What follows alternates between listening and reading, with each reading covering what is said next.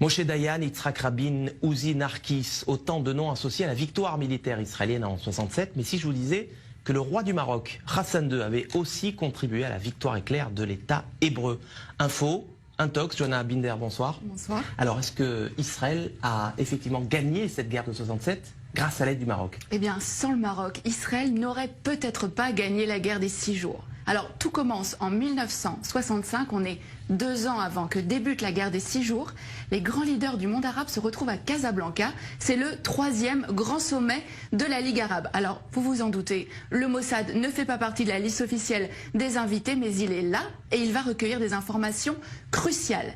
Il y a un protagoniste, c'est Nasser, le président égyptien, le leader de la coalition arabe. Alors dans quel état d'esprit est-il à la veille de cette conférence? Il déclare à Assouan en février: l'année 1965 est la plus dangereuse des années de la lutte arabe. Israël prétend que les Arabes s'apprêtent à perpétrer une agression. Cela signifie qu'Israël a l'intention de nous attaquer. Nous devons donc être prêts à riposter. En septembre, donc quelques mois après, a lieu ce sommet de la plus haute importance. À l'ordre du jour, l'état des forces armées des pays de la Ligue arabe, avec cette question: sont-ils prêts à faire la guerre contre Israël? L'autre homme clé de cette histoire, c'est Hassan II, le roi du Maroc. Il va permettre aux renseignements israéliens de connaître ses ennemis.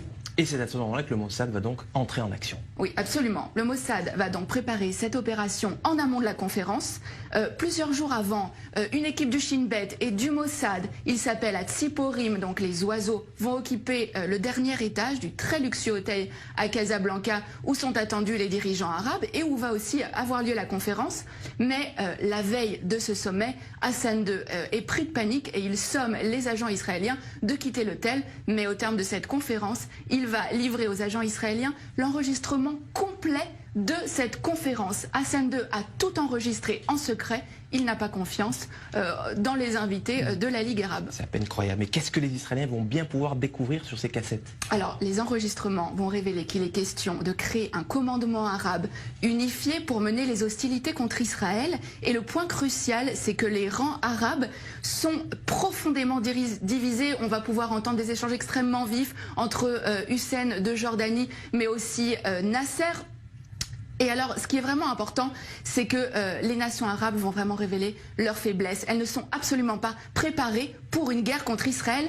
Et c'est vraiment sur la base de ces informations-là que Tsahal va lancer les premières opérations de la guerre des 6 jours en 67. Alors voilà un dirigeant arabe sunnite qui est censé être solidaire de ses homologues arabes. Pourquoi Hassan II a-t-il fait ce choix? Qu'est-ce qui l'a motivé? Alors, ce qu'il faut savoir, c'est qu'avant déjà ce sommet, le Maroc et Israël entretenaient déjà des relations stratégiques. Hassan II avait accepté que des juifs marocains émigrent vers Israël, en échange de quoi Israël fournissait une aide logistique au Maroc, notamment en formant ses militaires. Et suite à cette opération, qui a vraiment été considérée comme le fleuron des renseignements israéliens, Israël est en dette vis-à-vis du Maroc. Seulement un mois plus tard, en octobre, cette dette a un nom, c'est Mehdi Ben Barka, le plus farouche opposant d'Hassan II. Le Mossad participe à l'opération Baba Batra. L'objectif, c'est faire disparaître absolument Ben Barka, Baba Batra aux initiales donc de Ben Barka, mais c'est aussi le nom d'un traité du Talmud. Le Maroc a donc été un allié indispensable à Israël dans la guerre des 6 jours, même si, on le voit bien, aucun cadeau n'est gratuit. La petite histoire de la grande histoire. Merci Johanna Binder pour ces détails croustillants, digne des plus grands films d'espionnage. Merci d'être passé nous voir sur le plateau du Mag Orient.